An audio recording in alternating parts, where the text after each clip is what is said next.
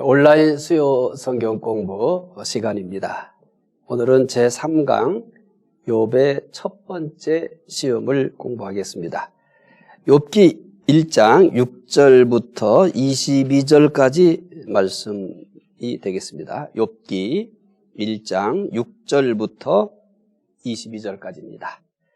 자, 말씀 꼭 찾으시기 바랍니다. 욥기 1장 6절부터 22절까지입니다. 말씀 함께 읽겠습니다. 하루는 하나님의 아들들이 와서 여호와 앞에 섰고 사탄도 그들 가운데 온지라. 여호와께서 사탄에게 이르시되 내가 어디서 왔느냐? 사탄이 여호와께 대답하여 이르되 땅을 두루 돌아 여기저기 다녀왔나이다. 여호와께서 사탄에게 이르시되 내가 내 종 욥을 주의하여 보았느냐? 그와 같이 온전하고 정직하여 하나님을 경외하며 악에서 떠난 자는 세상에 없느니라. 사탄이 여호와께 대답하여 이르되 욥이 어찌 까닭없이 하나님을 경외하리까? 주께서 그와 그의 집과 그의 모든 소유물을 울타리로 두르심 때문이 아니니까. 주께서 그의 손으로 하는 말을 복되게 하사 그의 소유물이 땅에 넘치게 하셨음이니이다. 이제 주의 손을 펴서 그의 모든 소유물을 치소서. 그리하시면 틀림없이 주를 향하여 욕하지 않겠나이까. 여호와께서 사탄에게 이르시되 내가 그의 소유물을 다 내 손에 맡기노라. 다만 그의 몸에는 내 손을 대지 말지니라. 사탄이 곧 여호와 앞에서 물러가니라. 하루는 욥의 자녀들이 그 맏아들의 집에서 음식을 먹으며 포도주를 마실 때에 사환이 욥에게 와서 이르되 소는 밭을 갈고 나귀는 그 곁에서 풀을 먹는데 스바 사람이 갑자기 이르러 그것을 빼앗고 칼로 종들을 죽였나이다. 나만 홀로 피하였으므로 주인께 아뢰러 왔나이다. 그가 아직 말하는 동안에 또 한 사람이 와서 아뢰되 하나님의 불이 하늘에서 떨어져서 양과 종들을 불살라 버렸나이다. 나만 홀로 피하였으므로 주인께 아뢰러 왔나이다. 그가 아직 말하는 동안에 또 한 사람이 와서 아뢰되 갈대아 사람이 새 무리를 지어 갑자기 낙타에게 달려들어 그것을 빼앗으며 칼로 종들을 죽였나이다. 나만 홀로 피하였으므로 주인께 아뢰러 왔나이다. 그가 아직 말하는 동안에 또 한 사람이 와서 아뢰되 주인의 자녀들이 그들의 맏아들의 집에서 음식을 먹으며 포도주를 마시는데 거친 들에서 큰 바람이 와서 집 내 모퉁이를 치매 그 청년들 이에 무너짐으로 그들이 죽었나이다. 나만 홀로 피하였으므로 주인께 아뢰러 왔나이다 한지라. 욥이 일어나 겉옷을 찢고 머리털을 밀고 땅에 엎드려 예배하며 이르되 내가 모태에서 알몸으로 나왔사온즉 또한 알몸이 그리로 돌아가올지라. 주신 이도 여호와시요 거두신 이도 여호와시오니 여호와의 이름이 찬송을 받으실지이다 하고 이 모든 일에 욥이 범죄하지 아니하고 하나님을 향하여 원망하지 아니하니라. 아멘.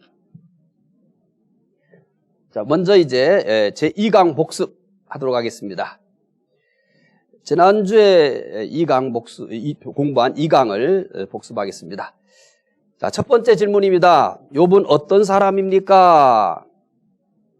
첫째로 욥의 뜻은 무엇입니까?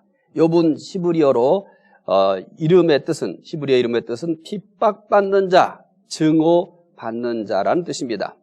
두 번째, 욥은 역사적인 인물입니까? 욥은 에스겔과 야고보가 역사적인 인물임을 증명하였습니다. 욥은 어떤 시대에 살았습니까?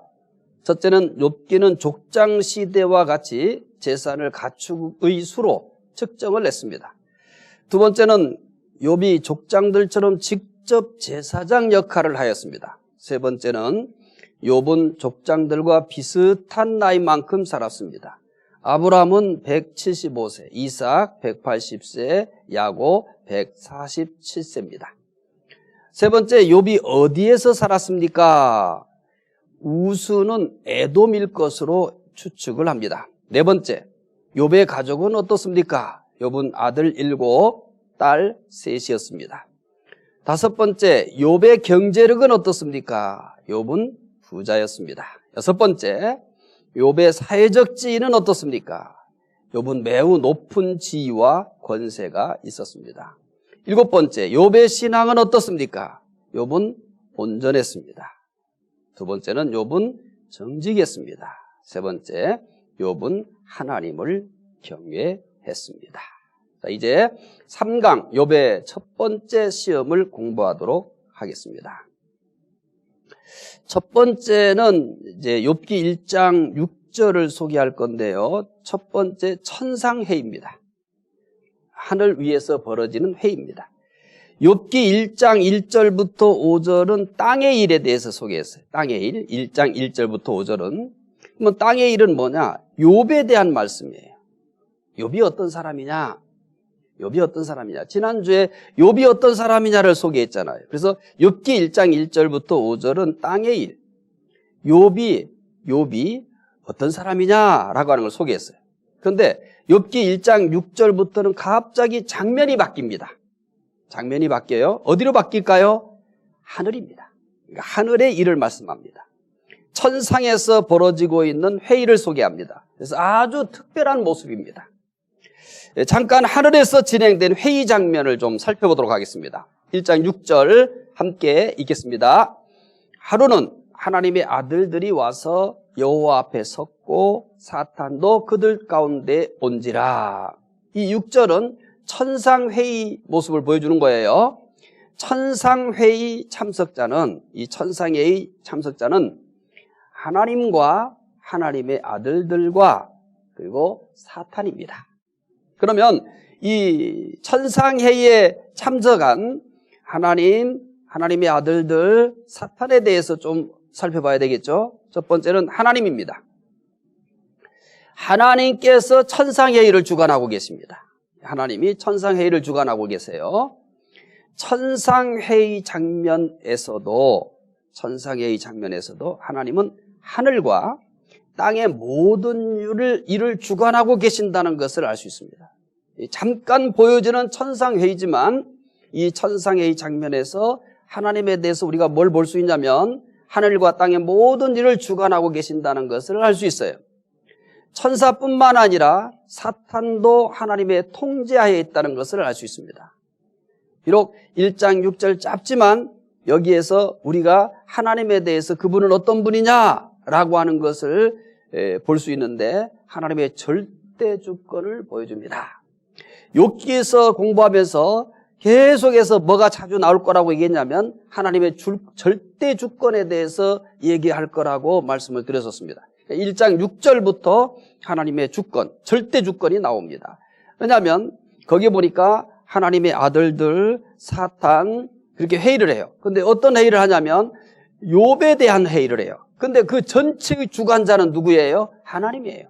그래서 1장 6절부터 하나님의 절대 주권을 읽을 수가 있습니다. 두 번째, 하나님의 아들들이 있어요. 하나님의 아들들은 하늘에 있는 영들을 의미해요. 영들은 성구분이 없어요. 그런데 아들들이라 이렇게 표기한 겁니다. 하나님의 아들들은 하늘에 있는 영들입니다. 쉽게 표현하면 천사들입니다. 천사들이에요. 천사들이 비록 영적인 존재이지만 모두 하나님께서 만드신 피조물입니다. 천사는 하나님을 가장 가까이서 섬기는 그런 존재입니다. 그 다음에 천상회에 참석한 그 인물 중에 사탄이 있습니다. 사탄은 이름 자체가 그래요. 사탄은 반대하는 자, 고소하는 자라는 뜻이에요. 그러니까 사탄이라는 이 이름이 가지고 있는 것만 가져도, 이 뜻만 알아도 사탄이 무슨 일을 하는 존재인가를 충분히 알 수 있습니다. 사탄은 반대하는 자, 고소하는 자입니다. 두 번째, 사탄은 타락한 천사의 우두머리입니다. 지금은 이제 사탄에 대해서 자세히 살펴보는 게 아니기 때문에 간단하게 이렇게 다뤄보고 지나가려고 그래요. 사탄은 하나님 앞을 자유롭게 출입할 수 없습니다. 천상회의 장면은 영적 세계이기 때문에 사람이 볼 수도 없고 알 수도 없어요. 사람의 눈으로 볼 수 있고 쉽게 알 수 있도록 그렇게 지금 성경은 표현을 하고 있는 겁니다. 자, 이제 두 번째 봅시다. 첫 번째는 뭐에 대해서 살펴보자면 천상회의에 대해서 살펴봤어요. 두 번째, 하나님은 욥을 어떻게 생각하십니까? 하나님은 천상회의에 참석한 하나님의 아들들과 사탄에게 욥을 소개합니다. 1장 8절 하나님이 욥을 소개해요. 자, 참 대단하죠? 하나님께서 날 소개한다면 어떻게 소개할까요? 한번 여러분들이 이렇게 좀 생각을 해보세요. 하나님이 만약에 나를 소개한다. 이 욥 대신에 하나님이 날 소개한다고 한번 가정해보고 하나님이 날 어떻게 소개할까요? 생각하고 계세요. 먼저 욥에 대해서 봅시다. 1장 8절 여호와께서 사탄에게 이르시되 내가 내 종 욥을 주의하여 보았느냐. 그와 같이 온전하고 정직하여 하나님을 경외하며 악에서 떠난 자는 세상에 없느니라. 하나님이 욥에 대해서 소개를 해요. 네 가지로 소개했어요. 첫째는 욥은 온전합니다. 두 번째는 욥은 정직합니다. 세 번째 욥은 하나님을 경외합니다. 네 번째는 욥은 악에서 떠났습니다. 하나님이 천사와 그리고 이 사탄에게 욥을 소개하는 거예요. 하나님은 지금 욥을 단순히 소개하는 게 아니에요. 욥을 자랑하는 겁니다. 욥이 너무 자랑스러운 거예요. 그래서 하나님의 아들들 천사들과 사탄에게 야, 욥과 같은 사람이 어디 있느냐 하면서 욥을 자랑하기에 소개하는 거예요. 단순히 욥이라는 인물이 어떤 사람이냐라고 하는 그 인물을 소개하는 게 아니에요. 욥을 자랑하는 겁니다. 하나님께서 욥을 인정하고 자랑하는 것은 이거 처음이 아니에요. 자, 1장 1절 욥기 참 멋지게 시작합니다, 여러분. 아주 특별하게 시작해요. 어떤 성경이 1장 1절이 이렇게 시작하는 경우는 참 보기 어렵습니다, 여러분. 1장 1절 어떻게 시작했어요? 다시 한번 확인해 봅시다. 이 욥기가 얼마나 특별하고 욥이 얼마나 특별한가를 다시 한번 확인해 봅시다. 1장 1절 읽어봅시다. 우수 땅에 욥이라 불리는 사람이 있었는데 그 사람은 온전하고 정직하여 하나님을 경외하며 악에서 떠난다더라. 욥기 1장 1절은 이렇게 시작했어요. 1장 1절부터 욥이 뭐하다고 소개했냐면 온전하고 정직하며 하나님을 경외하며 악에서 떠난 자다 이렇게 얘기했어요. 1장 1절부터 어떻게 시작했냐면 욥을 소개하는 정도가 아니에요.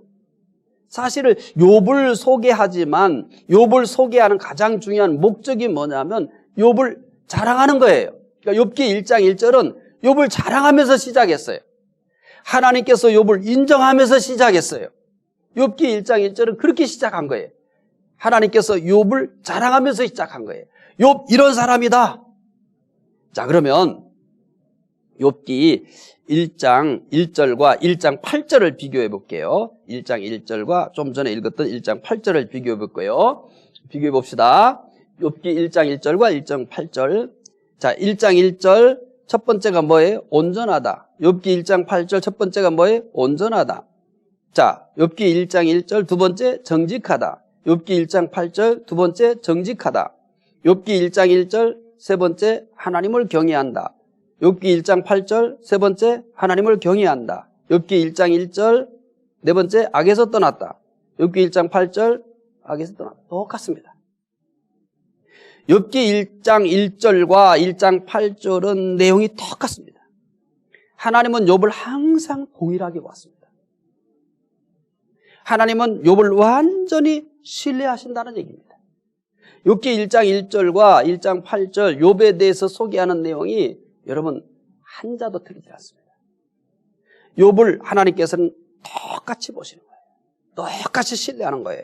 자, 이 욥을 소개하는 부분, 하나님의 아들들과 그리고 천사들에게 욥을 소개하는 내용을 시작하면서 제가 말씀을 드렸잖아요. 욥 대신에 하나님이 나를 천사들과 그리고 사탄에게 소개한다면 나를 어떻게 소개할까? 끝나고 한번 꼭 써보세요. 한번 써보세요. 욥을 어떻게 소개했다고 그랬어요? 욥을 4가지로 소개했잖아요. 온전하다, 정직하다, 하나님을 경외한다, 악에서 떠났다. 그러면 그 욥 대신에 하나님이 나를 소개한다 이렇게 생각했을 때 하나님은 나를 뭐라고 소개할까? 궁금하잖아요? 물론 하나님이 여러분들에게 직접 음성으로 들려주시지 않을 거예요. 그러나 내가 지금까지 신앙생활 했잖아요. 특히 온라인 수요 성경 공부를 이렇게 같이 참석하시는 분들은 대단한 믿음을 가지고 계신 분들이라고 저는 믿어요. 보통 분들이 아니에요. 그러니까 여러분 한번 꼭 시간을 내서 공부 끝나고 또 하루 지나고 그러면 잊어버리니까 공부를 끝나고 지금 하지 말고 집중해야 되니까 공부 딱 마치면 제일 먼저 숙제 먼저 하세요. 뭐부터 해야 돼요? 하나님이 나를 소개한다면 어떻게 소개할까? 자, 자녀들과 같이 공부를 하고 있어요. 그러면 또 자녀들에게 한번 나를 소개해 보라고 하는 것도 좋아요. 자, 부부가 같이 공부하고 있습니까? 그러면 내가 나를 소개하는 부분도 좋고, 그 다음에 상대에게 또 남편에 대해서는 아내가 한번 당신은 나를 이렇게 어떻게 소개하겠냐? 하나님이 나를 소개한다면 어떻게 소개할 것 같으냐? 또 아내에 대해서 남편이 또 하나님이 내 아내를 소개한다면 어떻게 소개할까? 한번 각자 한번 소개해 보십시오. 도움이 될 겁니다. 세 번째, 사탄은 욥을 어떻게 생각합니까? 하나님이 욥을 생각하는 부분에 대해서 1장 8절에서 우리가 살펴봤잖아요. 이제는 세 번째는 사탄은 욥을 어떻게 생각합니까? 하나님께서 인정하며 자랑하는 욥을 사탄은 어떻게 생각할까요? 자, 대단한 일입니다, 지금. 하나님이 천사들과 사탄에게 욥 온전하다, 정직하다, 하나님을 경외한다, 악에서 떠났다고 이렇게 하나님이 자랑했어요. 근데 여기에 대해서 사탄은 욥을 어떻게 얘기할까요? 9절 읽어봅시다. 사탄이 여호와께 대답하여 이르되 욥이 어찌 까닭없이 하나님을 경외하리까? 사탄은 욥에 대해서 2가지를 말합니다. 첫째, 사탄은 욥이 온전하고 정직하며 하나님을 경외하며 악에서 떠난 것은 하나님께서 복을 주셨기 때문이라고 합니다. 복을 주셨기 때문이다. 절대 까닭 없이 경배하는 게 아니다. 자, 이제 1장 9절부터 10절을 읽어보겠습니다. 1장 9절부터 10절. 사탄이 여호와께 대답하여 이르되 욥이 어찌 까닭 없이 하나님을 경외하리까? 주께서 그와 그 집과 그의 모든 소유물을 울타리로 두르심 때문이 아니니까. 주께서 그의 손으로 하는 말을 복되게 하사 그의 소유물이 땅에 넘치게 하셨음이니이다. 하나님은 욥을 인정하고 자랑하셨어요. 근데 사탄은 하나님의 인정에 정면으로 반대합니다. 욥이 온전하고 정직하며 하나님을 경외하며 악에서 떠난 것은 하나님 때문이 아닙니다. 하나님 때문이 아니에요. 하나님께서 주신 복 때문입니다. 욥이 그렇게 하나님을 잘 섬기는 이유는 하나님 때문이 아니에요. 하나님 때문이 아니에요. 하나님이 주신 복 때문입니다. 사탄의 특징이 그대로 나타나고 있습니다. 사탄은 항상 하나님을 대적합니다. 그리고 사람들은 죄에 빠지게 합니다. 이게 사탄의 특징이에요. 여러분, 하나님께서 이 욥에 대해서 이렇게 설명을 하면 누가 하나님에 대해서, 하나님이 하신 것에 대해서 아닙니다 이렇게 말할 수 있겠어요? 그런데 사탄은 아니라고 얘기합니다. 하나님 때문이 아니라는 거예요. 뭐 때문에? 하나님이 주신 복 때문에. 사탄은 항상 하나님을 대적합니다. 그리고 사람은 죄에 빠지게 해요. 사탄은 에덴 동산에서도 선악과를 먹어도 결코 죽지 않는다라고 했습니다. 한 걸음 더 나가 하나님과 같이 된다 이렇게 얘기했어요. 에덴 동산에서도 하나님을 대적하고 또 사람은 죄에 빠지게 만들었습니다. 사탄은 오늘날도 하나님을 대적하게 만들고 사람은 죄에 빠지게 하는 것입니다. 두 번째, 사탄은 욥의 소유물을 치면 틀림없이 주를 욕할 것이라고 합니다. 10절 11절 읽어봅시다. 주께서 그와 그의 집과 그의 모든 소유물을 울타리로 두르심 때문이 아니니까. 주께서 그의 손으로 하는 말을 복되게 하사 그의 소유물이 땅에 넘치게 하셨습니다. 이제 주의 손을 펴서 그의 모든 소유물을 치소서. 그리하시면 틀림없이 주를 향하여 욕하지 아니하겠나이까. 사탄이 강조하는 것이 뭐입니까? 사탄은 욥의 소유물을 강조합니다. 10절 모든 소유물을 울타리로 들이심 때문이 아니니까 그의 소유물이 땅에 넘치게 하셨음이니이다. 또 11절 그의 모든 소유물을 치소서. 사탄은 욥이 온전했던 이유를 오직 어디에서만 찾아요? 물질에서만 찾아요. 소유물에서만 찾아요. 무슨 얘기인지 아시겠죠? 오늘 이 시대의 사람들도 어디에 매이게 만들까요? 물질입니다.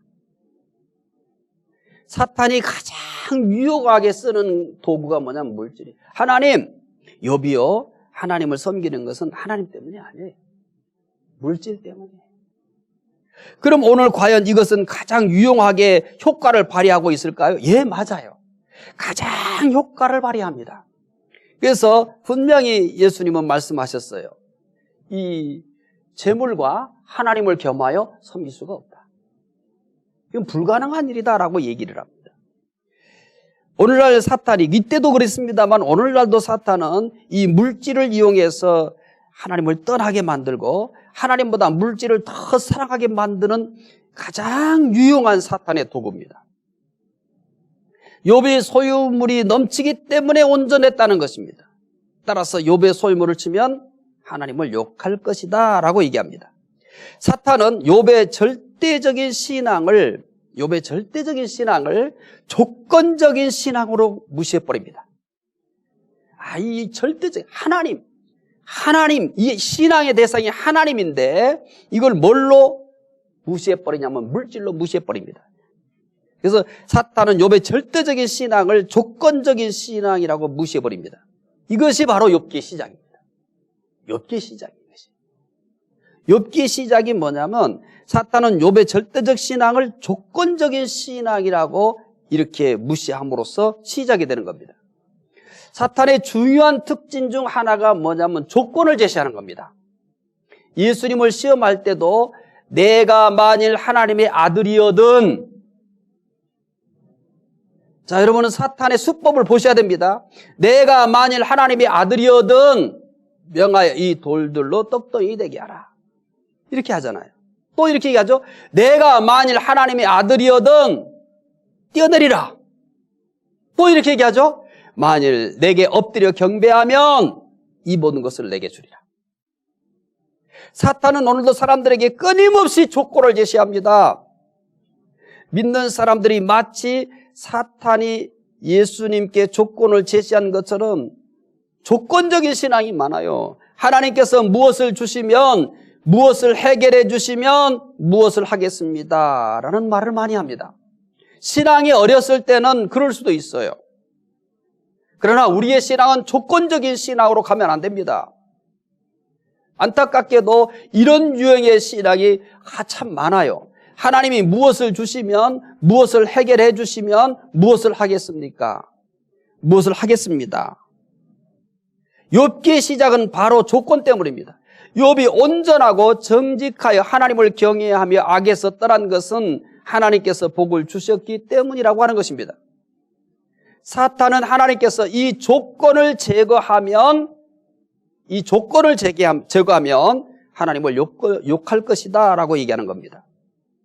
우리의 신앙은 사탄이 말하는 것처럼 조건 때문입니까? 하나님께서 주신 복들이 믿는 이유입니까? 욥기는 욥이 하나님을 경외하는 이유가 무엇인가? 이 질문에 대해서 답을 요구하는 겁니다. 욥이 하나님을 경외하는 이유가 무엇입니까? 이 질문에 답을 요구하는 거예요. 사탄이 말한 것처럼 하나님께서 복을 주셨기 때문입니까? 그렇다면 우리는 이 욥기를 공부해가면서 욥이 하나님을 경외하는 이유가 하나님이 복을 주셨기 때문인가? 사탄은 그렇다라고 얘기합니다. 그렇다면 내가 믿는 이유는 무엇입니까? 사탄이 말하는 것처럼 나도 어떤 복 때문입니까? 이제 우리는 이런 물음에 대해서 답을 찾아가면서 우리의 신앙을 더 깊이 만들어야 하는 겁니다. 또 우리 신앙에서 잘못되어진 것들이나 또 왜곡되어진 것들을 바르게 하는 시간이 돼야 되는 겁니다. 욥기가 이제 전개되어지는 가장 중요한 이유는 욥이 하나님을 경외하는 이유가 뭘까요? 이 질문에 대해서 사탄이 답을 낸 것은 뭐냐면 하나님이 복을 주셨기 때문입니다. 그러니까 하나님은 아니다. 이것 때문에 욥기는 전개되는 겁니다. 사탄이 욥이 온전하고 정직하며 하나님을 경외하며 악에서 떠난 것은 하나님께서 복을 주셨기 때문이라고 하는 겁니다. 자, 이제 이 말을 들으신 하나님께서 어떻게 하실까요? 이제 네 번째입니다. 하나님은 사탄의 말에 어떻게 하십니까? 12절 읽어봅시다. 여호와께서 사탄에게 이르시되 내가 그의 소유물을 다 내 손에 맡기노라. 다만 그의 몸에는 내 손을 대지 말지니라. 사탄이 곧 여호와 앞에서 물러가니라. 사탄이 욥이 온전하고 정직하며 하나님을 경외하며 악에서 떠난 것은 하나님께서 복을 주셨기 때문이라고 하자 하나님은 욥의 소유물을 사탄에게 맡깁니다. 사탄이 욥이 하나님을 이렇게 경외하는 이유가 하나님이 주신 이 소유물 때문입니다. 그래? 그래서 하나님은 사탄에게 소유물을 맡기는 거예요. 하나님은 사탄에게 욥의 소유물을 맡겼습니다. 맡긴 이유를 뭔지 아시죠? 욥이 하나님을 경외하는 이유가 뭔가라고 하는 물음에 대해서, 이 도전에 대해서 답을 찾기 위해서입니다. 과연 사탄의 말처럼 욥이 하나님을 경외하는 이유가 하나님께서 그의 소유물에 복을 주셨기 때문인가? 아니면 하나님께서 신뢰하고 있는 것처럼 하나님 때문인가? 이것으로 인하여서 욥기가 시작이 되는 거예요. 욥은 모릅니다. 이 영적인 세계에 대해서 모르는 거예요. 하나님이 하시는 일에 대해서 모르는 거예요. 하나님께서 이렇게 하신 이유는 뭘까요? 욥을 신뢰하기 때문입니다. 욥을 신뢰하기 때문이에요. 욥이 온전하고 정직하며 하나님을 경외하며 악에서 떠난 것은 받은 복 때문 아니라 하나님 때문이라는 확신을 하나님은 가지고 있습니다. 그래서 이미 말씀드린 것처럼 욥기 1장 1절과 1장 8절에서 똑같이 비교해 봤잖아요. 이게 하나님의 생각이에요. 이게 하나님께서 가지고 있는 욥에 대한 신뢰예요. 그것은 추워도 흔들림이 없습니다. 그러니까 자신이 있기 때문에 하나님은 사탄에게 그래? 그러면 너의 욥의 소유물을 다 너한테 맡긴다. 이렇게 하신 겁니다.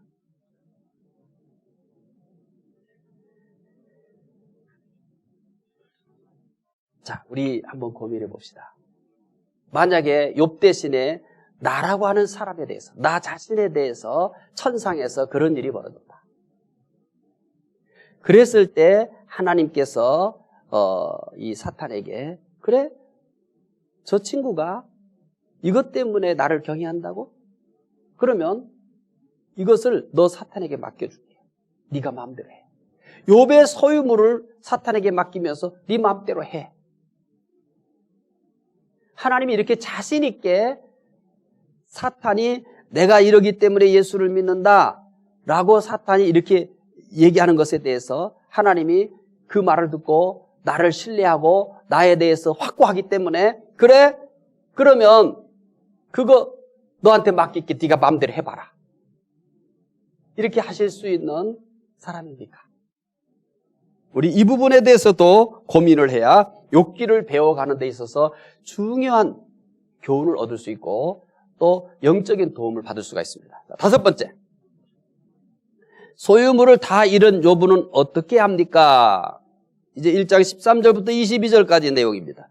욥의 소유물을 칠 수 있도록 허락을 받은 사탄은 지체하지 않았습니다. 잔인하게 욥의 소유를 모두 쳐버렸습니다. 첫째, 욥이 소유물을 다 잃었습니다.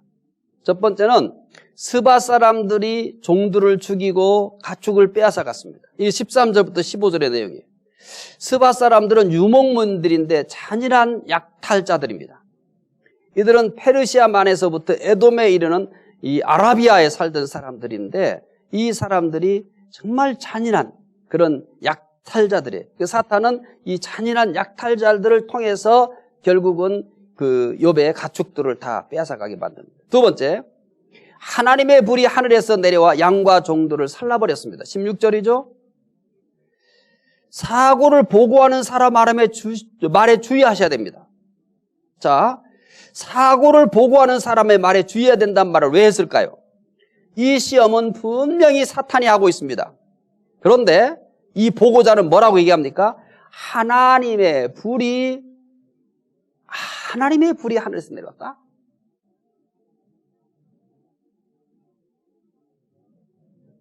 분명히 지금 불이 내려와서 양과 종들을 살랐어요.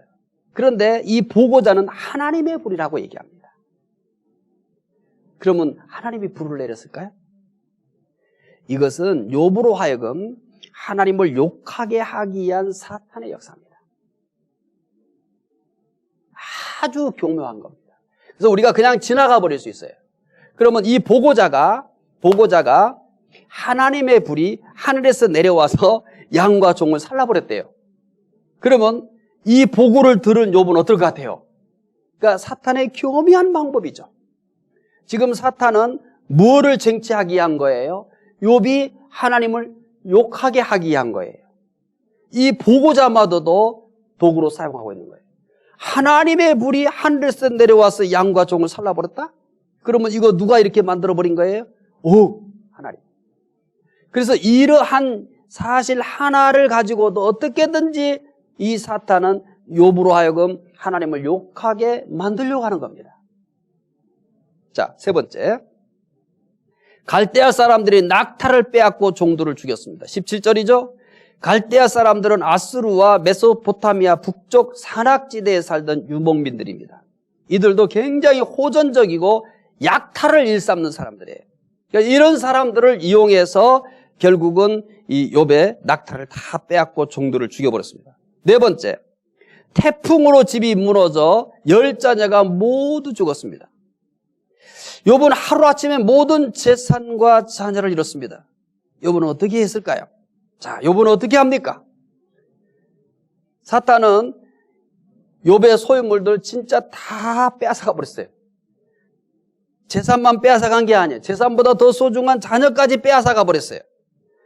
자, 그러면은 이렇게 소유물을 다 빼앗아가 버렸을 때 사탄이 말한 것처럼 욥은 드디어 하나님을 욕할까요?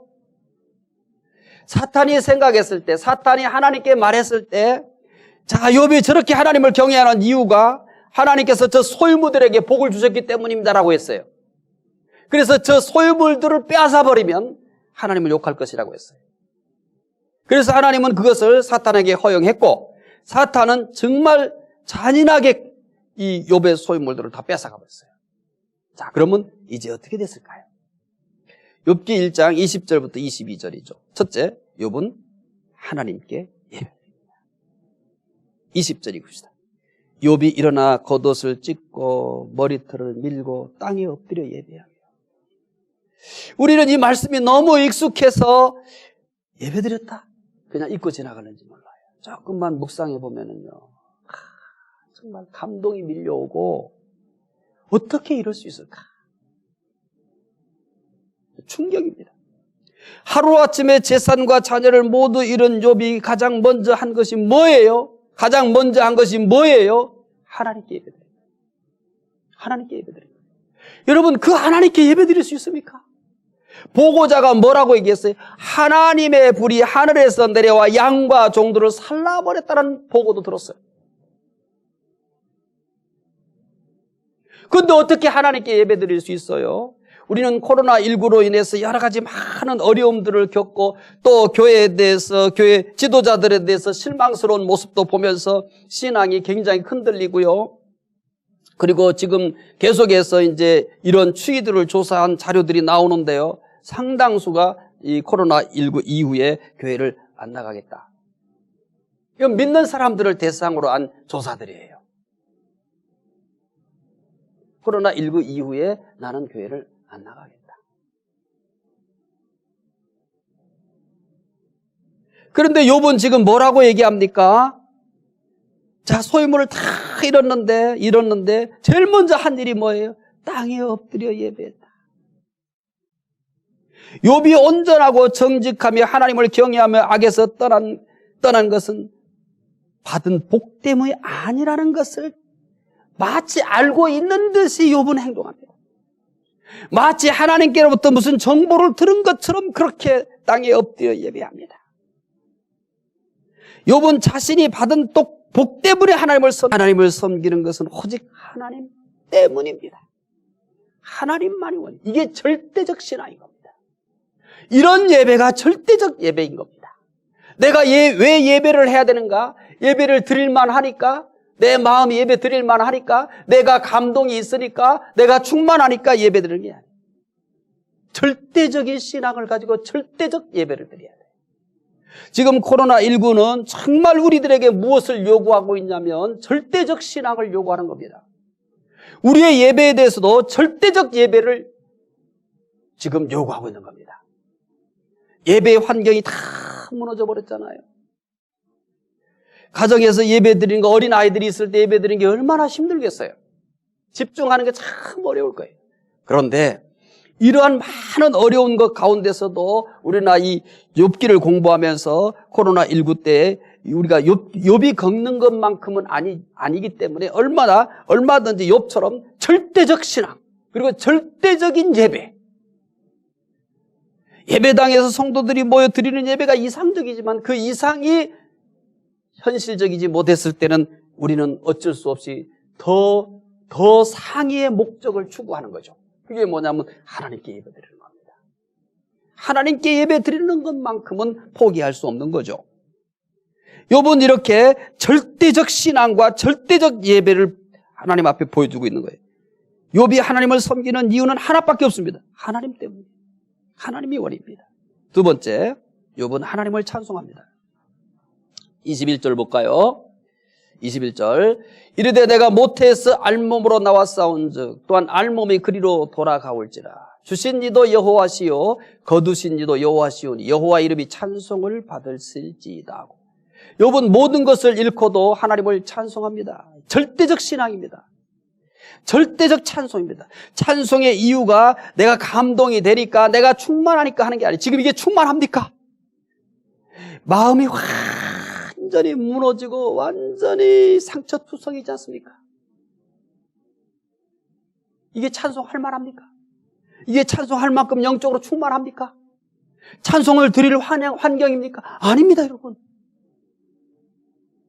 영적 상태가 아마 이렇게까지 망가진 경우는 욥에게 없을 겁니다. 그런데 모든 것을 잃고도 하나님을 찬송하는 이유는 내가 충만하기 때문이 아니에요. 하나님은 찬송의 대상이기 때문에 이걸 가리켜 절대적 찬송이라고 저는 표현하고 싶어요. 내가 충만하니까 찬송하는 게 아니에요. 내가 은혜가 넘치니까 찬송하는 게, 찬송을 받으셔야 될 하나님 때문에 찬송하는 겁니다. 내가 어떤 상태이기 때문에 찬송하는 게 아니에요. 이 상태를 초월해서 하나님은 마땅히 찬송을 받아야 됩니다. 내가 지금 영적으로는 형편없지만, 내 지금 환경은 도저히 찬송을 부를 수 없지만 하나님은 찬송을 받으셔야 될 만한 분입니다. 하나님 때문에 찬송하는 겁니다. 우리의 신앙이 이제 점점 우리가 상대적인 것에서 벗어나는 것은 어려워요. 우리가 육체를 가지고 있는 존재이기 때문에. 그러나 비율이 자꾸 절대적인 쪽으로 더 많이 두어야 우리의 신앙이 성장했다라고 말할 수 있는 겁니다. 욥의 찬송 내용도 참 기가 막힙니다. 내가 알몸으로 나왔은즉 알몸으로 돌아간다고 합니다. 또한 주신 이도 여호와시오니 거두시는 여도 여호와시다라고 합니다. 욥은 자신의 주권은 하나님께 있다고 고백합니다. 욥은 하나님의 절대 주권을 찬송하라고 합니다. 찬송 내용이 그런 거예요. 절대 주권을 찬송하는 거예요. 욥이 하나님의 절대 주권을 모두 이해할 수 있는 것은 아닙니다. 절대 이 상황을 이해할 수 있겠어요? 욥은 절대 지금 하나님의 절대 주권을 이해해서 하는 게 아니에요. 하나님의 절대 주권을 다 이해해야 인정하는 게 아닙니다. 이 사실을 꼭 오늘 공부하시는 분들이 깨달았으면 해요. 사람은 하나님의 절대 주권을 절대 이해할 수 없습니다. 하나님이 하시는 일을 사람이 어떻게 할 수 있습니까? 하나님의 절대 주권은 영적인 영역입니다. 믿음의 영역입니다. 하나님의 영역입니다. 그래서 욥처럼 모든 것을 잃어도 하나님의 주권을 인정하며 찬송해야 되는 겁니다. 제가 욥기를 배우면서 같이 배우면서 우리가 꼭 잊어버리면 안 돼야 될 것이 하나 있다고 그랬어요. 절대 주권이 계속 나올 거라는 겁니다. 그리고 인간의 한계에 대해서 계속해서 언급할 겁니다. 인간의 한계는 뭡니까? 지금 욥이 주신 자도 여호와시요 취하시는 자도 여호와시니 여호와 이름이 찬송을 받으실지다라고 이렇게 했다고 해서 지금 하나님이 하시는 일들을 욥이 다 이해하고 있는가? 욥이 그것을 받아들이고 있는가? 아닙니다, 여러분. 이해하지 못하고 있습니다. 아니, 받아들이지도 못합니다. 그런데 그 절대 주권을 인정하는 겁니다. 절대 주권을. 모든 주권은 하나님께 있습니다. 나의 생명, 건강, 가족, 일, 재산, 명예, 이 모든 것이 하나님의 주권 하에 있다는 것을 믿으셔야 됩니다. 우리가 믿어야 될 내용들은 많아요. 우리가 하나님을 믿는다, 예수님을 믿는다고 할 때 그분을 향한 이름을 뭐라고 불러요? 주님이라고 불러요. 주님이라고. 주님이라는 것은 나의 주인이라는 겁니다. 주권을 인정하는 겁니다. 다 하나님 거라는 겁니다. 나의 모든 것이 당신의 손에 있습니다라는 것을 인정하는 겁니다. 그래서 우리는 그분을 향해서 뭐라고 부르냐면 주님이라고 부르는 겁니다. 하나님께서 주실 때도 감사하고 하나님께서 가져가실 때도 감사해야 하는 것입니다. 하나님께서 주시든 가져가시든 항상 최선을 이루기 때문입니다. 그분이 가져간다고 해서 서운할 일도 아닙니다. 그분이 가져갈 때는 그분이 내게서 가져가는 것은 그 가져가는 것보다 더 큰 선을 준비하고 계시는 겁니다. 더 좋은 것을 준비하고 계시는 겁니다. 우리는 이러한 믿음을 자꾸 키워가야 합니다. 따라서 이 세상 것에 마음을 빼앗기지 말고 모든 것의 주권자인 하나님을 의지하시기 바랍니다. 주님이라고 우리가 부르잖아요. 우리가 주님, 주여라고 부르잖아요. 그것은 하나님의 절대 주권에 대한 신앙 고백입니다. 그렇기 때문에 이 세상에 살아가면서 어떤 것들이 내 뜻대로 되지 아니하고 내 계획대로 되지 아니하고 예상하지 못했던 일들을 만나는 것은 우리에게 굉장히 심각한 고통이요, 참 우리를 어렵게 만듭니다. 그 속에서도 우리는 하나님을 향하여 주님이라 이렇게 부르는 겁니다. 그래도 하나님의 절대 주권을 인정한다는 것입니다. 그러면 어떤 것이 사라져도 이기는 것이 쉽습니다. 자, 세 번째, 욥은 범죄하지 않고 하나님을 원망하지도 않습니다. 자, 22절 읽어봅시다. 이 모든 일에 욥이 범죄하지 아니하고 하나님을 향하여 원망하지 아니하니라. 욥은 재산과 자녀까지 모두 잃었지만 사탄이 말한 것처럼 하나님을 욕하지 않았습니다. 하나님을 떠나지 않았습니다. 하나님을 원망하지도 않았습니다. 욥의 믿음은 하나님께서 주신 복 때문이 아니었기 때문입니다. 하나님이 믿는 이유의 전부였습니다. 욥이 온전하고 정직하며 하나님을 경외하며 악에서 떠난 것은 받은 복 때문이 아니라 하나님 때문이었습니다. 우리가 예수님을 믿는 이유는 무엇입니까? 내가 예수님을 믿는 이유는 무엇입니까? 이제 욥기를 공부해 가면서 우리는 하나씩 하나씩 꼭 정리를 해 갔으면 합니다. 우리가 예수님을 믿는 이유는 뭡니까? 욥은 분명히 우리들에게 보여줍니다. 하나님이 나에게 주신 복 때문에 내가 하나님을 경외하는 게 아니다. 나는 하나님 때문에 하나님을 경외한다. 그걸 우리에게 보여줍니다. 욥이 모든 재산을 잃고 자녀를 잃고 심지어 건강까지 잃게 될 겁니다. 그런데도 그는 여전히 하나님을 경외합니다. 하나님을 경외하는 가장 큰 이유가 하나님이기 때문입니다. 우리가 예수님을 믿는 이유가 무엇입니까? 우리가 믿는 이유가 하나님이 전부라면 우리 곁에 있는 것들이 아무리 변해도 흔들리지 않습니다. 하나님이 변하지 않기 때문에 하나님을 향한 우리의 믿음도 변할 수가 없는 겁니다. 왜 우리가 흔들리지 않는가? 왜 우리의 믿음이 변하지 않는가? 우리 때문이 아니에요. 내가 믿는 하나님 때문이에요. 내가 믿는 하나님은 흔들리지 않습니다. 내가 믿는 하나님은 변하지 않습니다. 나는 하나님을 믿습니다. 그렇기 때문에 내 믿음이 흔들리지 않는 겁니다. 내 믿음이 흔들리지 않는 것은 내가 대단한 의지를 가지고 있기 때문이 아닙니다. 하나님이 흔들리지 않기 때문입니다. 내가 믿는 하나님이 변함이 없으시기 때문입니다.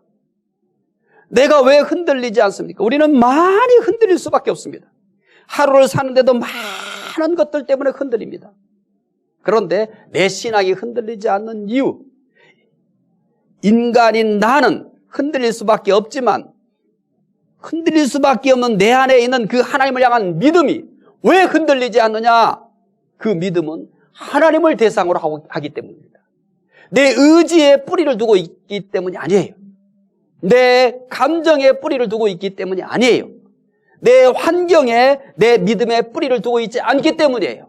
내 믿음의 뿌리는 하나님입니다. 그분은 변하지도 않고 그분은 흔들리지도 않습니다. 그래서 우리의 믿음이 흔들리지도 않고 변하지 않는 이유는 내 인격에다가 내 믿음의 뿌리를 두고 있는 게 아닙니다. 내 의지에 내 믿음의 뿌리를 두고 있는 게 아닙니다. 내 환경에 내 믿음의 뿌리를 두고 있는 게 아니에요. 하나님이 주신 믿음이에요. 하나님의 은혜로 주신 믿음이에요. 내 것이 아니에요. 그분이 주신 은혜예요. 그분이 주신 은혜란 말이에요. 그리고 그 믿음은 하나님을 대상으로 하고 있습니다. 하나님을 대상으로 하고 있어요. 내가 하고 있는 일들의 대상을 하고 있는 게 아니에요. 하나님을 대상으로 하고 있습니다.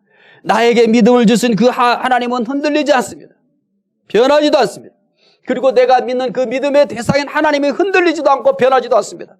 그렇기 때문에 내 믿음이 흔들리지 않고 변하지 않는다는 겁니다.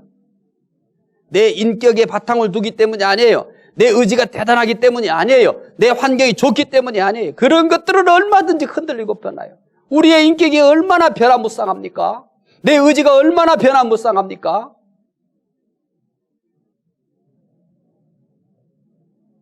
욥이 흔들리지 않는 이유, 하나님 때문입니다. 하나님 때문입니다. 오늘 우리가 흔들릴 수밖에 없는 환경입니다. 얼마나 자주 흔들리는지 몰라요. 그런데도 불구하고 이 속에서 우리가 믿음이 흔들리지 않는 이유는 하나입니다. 나는 하나님을 믿기 때문입니다. 나의 구주 되신 예수 그리스도를 믿기 때문입니다. 그래서 흔들리지 않는 겁니다. 내가 대단하기 때문이 아니에요. 내 믿음이 대단하기 때문이 아니에요. 나의 믿음의 대상인 우리 주 예수 그리스도께서 흔들리지 않기 때문입니다. 변하지 않기 때문입니다. 자, 3강 복습하겠습니다.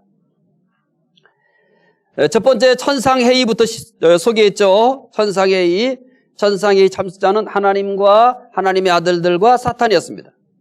하나님은 욥을 어떻게 생각하십니까? 첫 번째는 욥은 온전합니다. 두 번째 욥은 정직합니다. 세 번째 욥은 하나님을 경외합니다. 네 번째 욥은 악에서 떠났습니다. 세 번째 사탄은 욥을 어떻게 생각합니까? 첫째, 사탄은 욥이 온전하고 정직하며 하나님을 경외하며 악에서 떠난 것은 하나님께서 복을 주셨기 때문이라고 했습니다. 사탄은 욥의 소유물을 치면 틀림없이 주를 욕할 것이라고 했습니다. 네 번째, 하나님은 사탄의 말에 어떻게 하셨습니까? 하나님은 사탄에게 욥의 소유물을 맡겼습니다. 다섯 번째, 소유물을 다 잃은 욥은 어떻게 합니까? 첫째, 욥이 소유물을 다 잃었죠. 스바 사람들이 종들을 죽이고 가축을 뺏었습니다. 두 번째는 하나님의 불이 하늘에서 내려와 양과 종들을 살라버렸습니다. 세 번째는 갈대아 사람들이 낙타를 빼앗고 종들을 죽였습니다. 네 번째, 태풍으로 집이 무너져 10자녀가 죽었습니다.